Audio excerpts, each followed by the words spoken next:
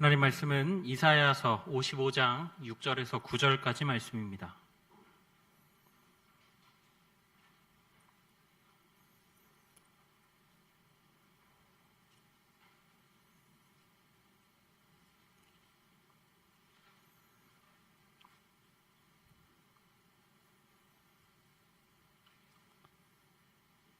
육 절에서 9절까지 말씀 저와 함께 교독하시겠습니다. 너희는 여호와를 만날 만한 때에 찾으라. 가까이 계실 때에 그를 부르라. 그리고 여호와께로 돌아오라. 그리하면 그가 긍휼히 여기시리라. 우리 하나님께로 돌아오라. 그가 너그럽게 용서하시리라. 이는 내 생각이 너희의 생각과 다르며 내 길은 너희의 길과 다름이니라. 여호와의 말씀이니라. 이는 하늘이 땅보다 높음같이 내 길은 너희의 길보다 높으며 내 생각은 너희의 생각보다 높음이니라. 아멘. 여러분, TV 동물농장이라는 프로그램 혹시 알고 계십니까? 동물에 대한 각종 특이하고 재미있고 때로는 짠한 여러 가지 주제들을 가지고 이 스토리를 만들어서 방영하는 프로그램인데요. 2011년부터 근 20년 넘게 계속해서 방송을 이어가고 있습니다. 저도 가끔씩 유튜브 영상을 통해서 중간중간에 내용들을 살펴보곤 하는데 어느 날은 이 상처 입은 유기견을 포획해서 치료해주는 그런 내용이 나왔습니다. 주인으로부터 버림을 받고 계속해서 버림받았던 장소를 배회하며 이 주인을 찾다가 차에 치이게 되면서 다리에 골절상을 입은 상태로 그런 개가 있다라고 하는 제보를 받은 것 같습니다. 한쪽 다리를 질질 끌고 오랜 야외 생활로 털이 엉망으로 자라 있고 피부병도 굉장히 심한 상태였죠. 이 제보를 받은 제작진이 이 유기견을 치료해 주려면 일단 포획해야 합니다. 하지만 사람으로부터 상처를 입은 적이 있는 이 유기견은 포획하려는 움직임을 예민하게 눈치채고 아픈 다리를 끌고 이리저리 죽을 힘을 다해 도망 다니는 거죠. 심지어는 이를 드러내고 경계심을 보이면서 이 구조팀을 물려고 하기도 했습니다. 잡는 게 목적이 아닌 구조팀은 속이 타들어가지만 이 개는 개대로 생존을 위해서 도망 다니는 거죠. 보는 내내 저도 마음이 아팠습니다.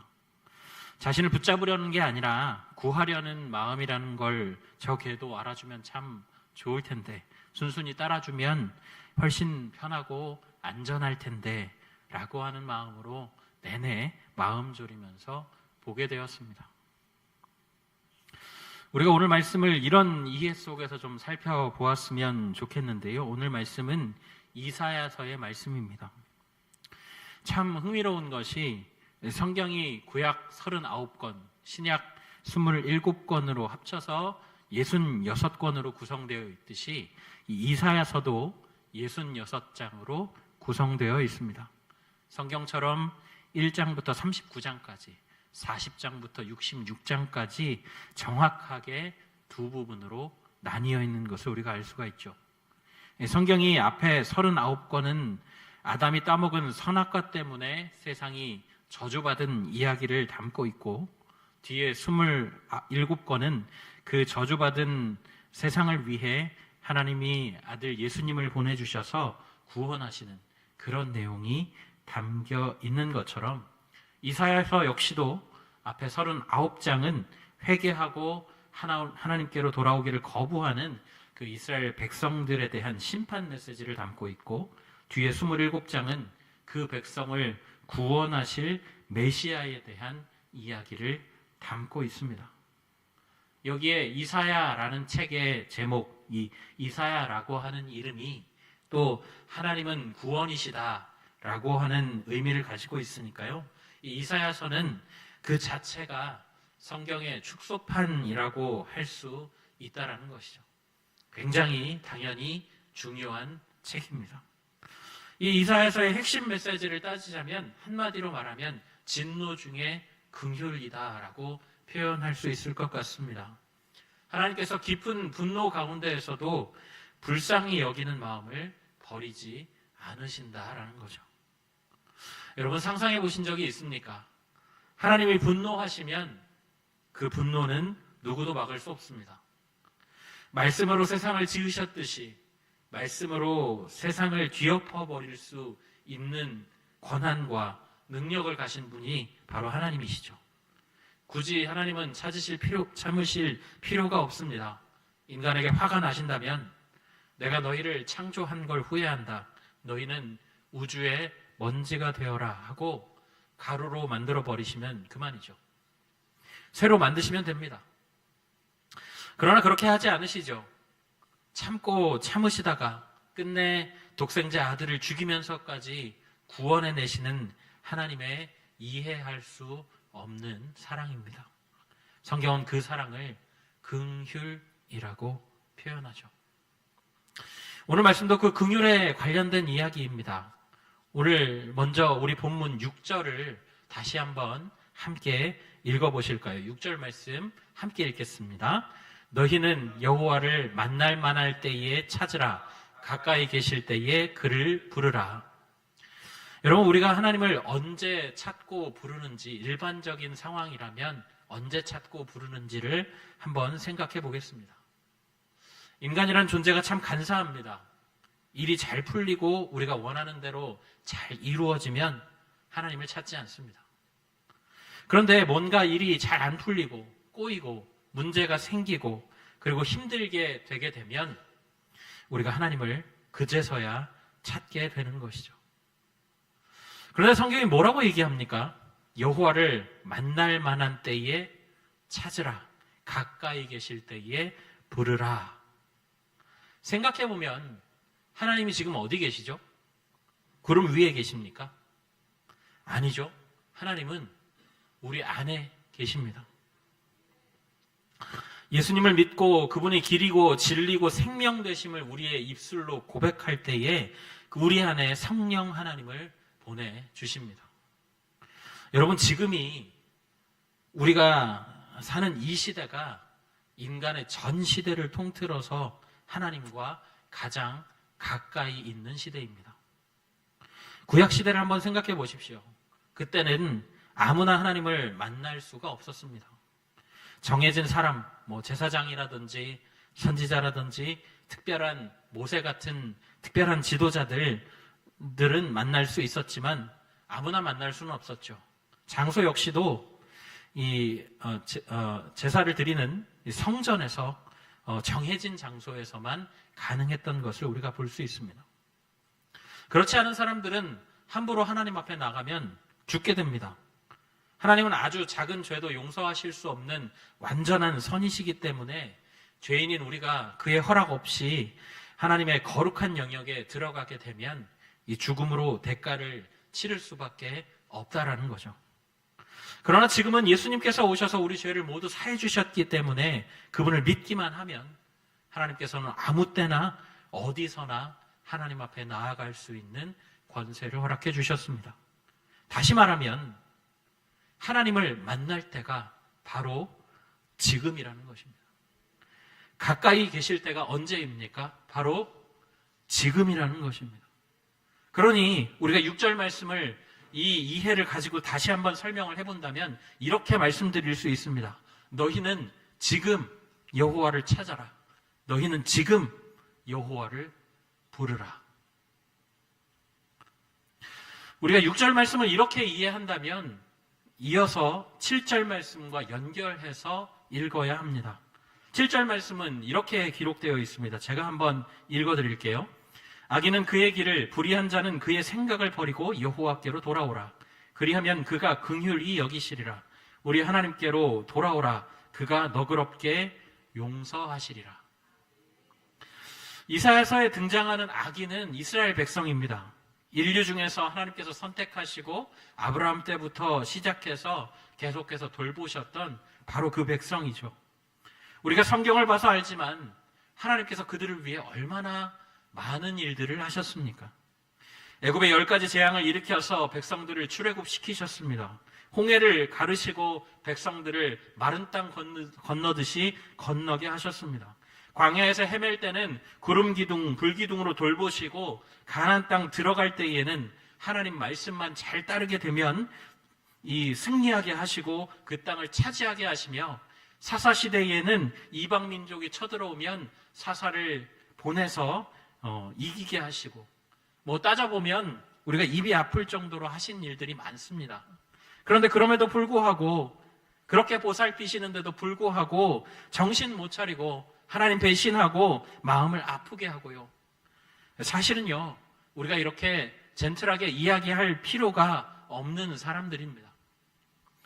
하지만 그 사랑이라는 것이 무엇인지, 주셨던 약속을 지키는 게 뭔지 계속해서 하나님께서는 이상할 정도로 그 사랑에 매달리십니다. 오늘날도 그 사랑은 마찬가지입니다. 예수님이 오셔서 십자가에서 죽고 다시 사신 이후에는 이스라엘 백성 아니라도 예수님만 믿으면 하나님의 자녀가 될 수 있죠. 그런데 그 예수님을 믿으면서도 우리는 매일 죄의 습관에 시달립니다. 사탄의 유혹에 넘어갑니다. 가끔은 자기 스텝에 스스로 꼬여서 넘어지고 실패하고 쓰러지고 하나님 마음을 아프게 하고 일 안 되면 또 매달렸다가 또 일이 잘 되면 또 교만해져서 하나님을 안 찾고의 반복입니다. 그러나 그런 악인임에도 불구하고 하나님은 악한 생각을 버리고 하나님께 돌아오면 그가 긍휼을 베푸실 것이고 너그럽게 용서하신다라고 말씀하고 있는 것입니다. 그럼 우리가 6절과 7절을 연결해 보겠습니다. 너희가 지금 하나님을 찾고 지금 하나님을 만나라. 악한 생각을 버리고 하나님께 나아가면 하나님이 너희를 너그럽게 용서하실 것이다. 그리고 계속해서 8절 말씀과 9절 말씀을 주십니다. 우리 이 시간에 같이 한번 읽어보실 텐데요. 8절과 9절 함께 읽겠습니다. 이는 내 생각이 너희의 생각과 다르며 내 길은 너희의 길과 다름이니라. 여호와의 말씀이니라. 이는 하늘이 땅보다 높음같이 내 길은 너희의 길보다 높으며 내 생각은 너희의 생각보다 높음이니라. 아멘. 여러분, 8절 말씀과 9절 말씀은 같은 내용입니다. 다만 뒤에 9절 말씀에 하늘과 땅이라는 대비 효과를 넣어서 더 강조하고 있는 내용입니다. 조금 더 알아보기 쉽게 정리를 한다고 한다면 우리가 생각의 차원이 다르신, 우리와 생각의 차원이 다르신 그 하나님, 우리와 차원이 다른 길을 보시는 그 하나님이라고 할 수 있는 거죠. 여기에 8절과 9절 시작 부분에 이는 이라고 번역된 히브리어 키는요, 이유 접속사입니다. 그러니까 6절과 7절에서 하나님께 돌아오라, 하나님을 찾으라, 하나님을 만나라고 한 그 이유에 대해서 8절과 9절이 설명하고 있다는 것입니다. 아까 살펴본 대로 인간의 상식선에서 생각할 때에 하나님의 인간에 대해 보여주시는 그 긍휼은 참 이상하고 이해되지 않고 어떻게 보면 수지타산이 전혀 맞지 않는 것 같습니다. 그 말을 안 듣는 백성들 용서하시고 타이르시고 회초리를 때려가면서 구원하려고 하시는 그 사랑도 이해가 안 갈 판인데 우리가 예수 그리스도를 알잖아요. 자기 독생자 아들 동일 본체이신 예수님을 죽이면서까지 보여주시는 그 사랑은 정말로 사람의 지혜로는, 이 사람의 생각으로는 이해할 수 없는 일이라는 것입니다. 그런데 그 이유가 하나님의 생각이 우리의 생각과 다르기 때문에, 하나님이 보시는 길이 우리가 보는 길과는 하늘과 땅처럼 차이가 크기 때문이다라고 말씀하시는 거예요. 우리 인생 개개인을 향해서도 마찬가지입니다. 하나님의 목표는 하나님이 천지를 창조하셨을 때 인간이 아직 죄를 짓지 않았을 그때에 에덴 동산에서 아담과 함께 거닐면서 눈과 눈을 마주치고 마치 연인처럼 사랑의 교제를 하셨던 그때를 다시 회복하시는 겁니다. 그러기 위해서 우리 예수님이 돌아가셨죠. 자, 이제 하나님의 계획은 완성되었습니다. 이제 남은 것은 우리가 그 은혜에 감격해서 그 사랑이 너무 감사해서 우리의 매일의 삶에서 하나님의 말씀을 따르고 예수 그리스도의 제자가 되고 예수 그리스도의 장성한 분량에 이르기까지 성장을 멈추지 않는 것입니다. 그게 바로 은혜 받은 자의 당연한 삶이니까요. 그런데 그렇게 하시기 위해서 하나님이 때로는 우리의 길을 막기도 하시고 우리가 기도하는 것을 들어주지 않으시고 하나님 앞에서 정당하고 분명히 하나님의 뜻이라고 생각했던 행동들을 허용하지 않으실 때가 있다라는 것입니다. 우리는 이해할 수가 없죠. 왜 하나님 앞에 기도하면서 행하는 일들을 막으시는가? 왜 우리가 선한 열심과 마음으로 세운 계획들을 못하게 하시는가? 이쯤 되면 제가 앞에서 이 설교를 시작하면서 무슨 말씀을 드렸는지 기억이 안 나시는 분이 계실 것 같습니다. 그래서 우리가 도입부에서 나누었던 TV 동물농장 이야기를 다시 해보자 합니다.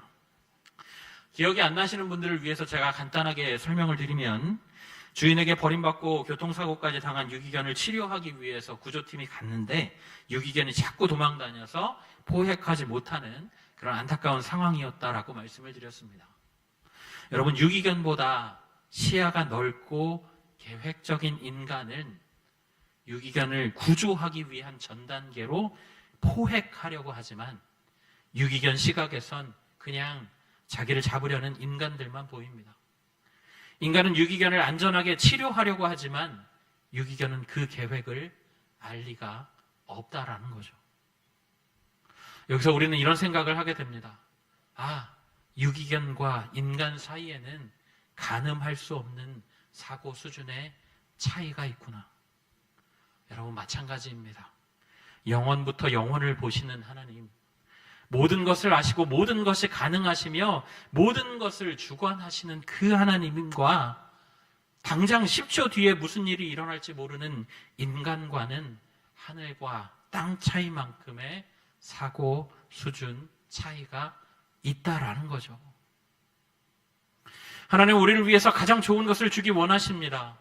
하나님의 뜻을 따라 성장하기를 원하십니다. 그렇기 때문에 우리를 포획하고 치료하려고 하시는데 그 포획이 싫어서 도망다니고 우리 뜻대로 안 된다고 투정을 부리고 잡히지 않겠다고 하나님을 향해 이를 들이대며 경계심을 드러내더라는 것입니다. 여러분의 이해를 돕기 위해서 부끄럽지만 제 이야기를 조금 하고자 합니다. 제가 대학 시절을 참 힘들게 보냈습니다. 저는 대학에서 성악을 전공했는데요. 제가 재수를 하기는 했지만 남들보다 선망하는 학교를 비교적 빠르게 들어간 편입니다. 고등학교 2학년 가을에 문과에서 예체능으로 진로를 틀었습니다. 고등학교 2학년 때 선생님이 제가 예체능으로 이 과를 바꾸겠다라고 이야기를 했을 때 비웃었습니다. 네가? 아, 그래, 한번 해봐라, 이렇게 얘기하셨었습니다. 그런데 그랬던 제가 2년 만에 원하는 학교에 들어갔습니다. 그런데 저는 원래부터 성악을 하려던 게 아니었습니다. 저는 CCM 가수가 되고 싶었거든요. 그런데 저는 원래부터 이 성악을 별로 싫어했고 즐거워하지 않았기 때문에 부모님께서 계속해서 압박하시는데도 마음을 못 정하고 불안해하고 있었습니다. 그런데 가만히 생각을 해보니 성악이나 노래나 어차피 같은 뿌리라면 공부를 해도 나쁠 것이 없겠다라고 생각을 해서 어느 정도 타협점을 삼은 것이 이 성악이었습니다. 그런데 어찌어찌 제가 턱걸이로 학교에 들어갔는데 세상에는 노래 잘하는 사람이 너무 많더라고요. 이미 제 동기들 그리고 선배들 또 후배들은 소리들이 다 굵직굵직하게 잡혀 있어서 제 노래는 노래 같지도 않았습니다. 여러분 대학에서 공부를 해보신 분들은 아실 겁니다. 전공 과목에서 A를 못 받는다면 다른 길을 찾아야 하는 게 맞습니다. 저는 대학교 4년 내내 A를 받아본 적이 없습니다. 정말 죽을 만큼 노력해서 심사한 선생님들이 다 야, 너무 잘했다. 어떻게 이렇게 많이 늘었니? 라고 이야기를 했던 그런 시험도 제 최고 점수는 B+였습니다. 늦게 시작한 탓에 부실한 기초가 늘 발목을 잡았고 선생님들이 잘했다라고 하는 말 속에는 너 치고는 잘했다라고 하는 말이 늘 숨어 있었습니다. 그런데 그것보다도 훨씬 더 중요한 게 있다면 제가 잘하고 싶다라는 열정이 별로 없었던 것 같습니다. 내가 하고 싶은 건 따로 있는데 왜 내가 이 지루한 시간을 견뎌야 하나? 내가 왜 이 따분하고 힘든 시간을 견뎌야 하나라는 생각이 계속해서 제 마음속에 자리를 잡고 있었다 보니 배부른 이야기이지만 제가 학교를 다니는 동안 늘 자퇴를 꿈꿨습니다. 그리고 휴학과 군 생활을 포함해서 그렇게 7년을 행복하지 않게 공부를 했습니다. 그런데 졸업하고 나서 제가 그토록 배우고 싶지 않아 했던 그 클래식이 제가 할 수 있는 음악의 폭을 놀랍도록 넓혀 주었다라는 사실을 깨닫게 되죠. 그동안 배운 클래식 이론 덕분에 모든 음악을 더 깊고 넓게 이해할 수 있었습니다. 제가 배우고 체득한 발성 이론과 실제가 다양한 보컬 장르를 접할 때에도 두려움 없이 접근하게 되는 큰 힘이 되더라는 것이죠. 무엇보다 그 당시엔 생각지도 못했지만 그 당시에는 목사가 제 꿈이 아니었기 때문에 지금 이 자리에 제가 서 있다는 것도 참 놀라운 일이긴 합니다. 어쨌든 제가 지금 이 사역의 길을 갈 때에 엄청나게 든든한 자산으로 지금까지 잘 사용되고 있다라고 생각하니까 왜 하나님께서 그 길을 가게 하셨는지를 알게 되더라고요. 작년까지 제가 섬기던 교회에서는 예배와 음악을 총괄하는 예배 디렉터로 섬겼습니다. 심지어는 교회에서 허락해 주셔서 추수감사주일에 제 이름을 걸고 콘서트도 했습니다. 지금도 우리 교회에서 금요 찬양 인도를 하고 있고요. 제가 무슨 특급 실력을 갖춘 음악가도 아니고 그냥 일개 교회의 목사일 뿐이지만 하나님이 저의 그릇에 맞는 역할과 자리를 허락하셔서 하나님의 이름을 높이는 일에 저를 사용하고 계십니다. 제 시선에서는 참 쓸데없고 따분하고 왜 하는지 이유를 몰랐던 그 공부를 하나님은 하나님의 시선으로 계획하시고 사용하셨더라는 것입니다. 사랑하는 성도 여러분, 그리고 이 자리에 우리 청년들 많이 있는데 사랑하는 청년 여러분, 우리를 향하신 하나님의 계획이 늘 선하다는 사실을 믿으십니까? 내가 하나님을 믿고 그의 뜻에 합당하다고 생각하고 계획했는데 야속하게 하나님이 막으시는 것 같은 그런 때가 있으십니까? 그러나 여러분, 하나님을 바라보십시오. 계속 구하십시오. 하나님은 구하는 자에게 가장 좋은 것을 주시는 하나님이십니다. 우리 마태복음 7장 11절 말씀 같이 한번 보실 텐데요. 이 말씀 우리 함께 읽어보도록 하겠습니다. 너희가 악한 자라도 좋은 것으로 자식에게 줄 알거든 하물며 하늘에 계신 너희 아버지께서 구하는 자에게 좋은 것으로 주시지 않겠느냐. 아멘. 여러분, 여러분을 향해서 선한 계획을 품고 계신 하나님께서 여러분의 삶을 가장 아름답게 가장 좋은 것으로 채워주기를 원하십니다. 하나님을 지금 찾으십시오. 지금 구하십시오. 그분 앞에 나의 계획, 선하지 않은 지혜를 내려놓고 그분의 선한 지혜로 우리를 채워달라고 간구하며 나아가십시오. 그럴 때에 우리가 짐작도 할 수 없는 그 하나님의 지혜가 우리를 날마다 가장 선하고 가장 완전하고 가장 안전한 길로 인도하여 주실 줄 믿습니다. 바라기는 우리 성도님들이 또 우리 청년들이 하나님의 선하신 계획을 의지하고 또 그의 길로 행하시는 우리 성도님들 다 되시기를 예수님의 이름으로 간절히 부탁드립니다. 아멘. 우리 시간의 말씀을 생각하시면서 함께 찬양하실 텐데요. 내 삶은 주의 것이라는 찬양입니다. 우리 찬양 고백하며 나아가겠습니다.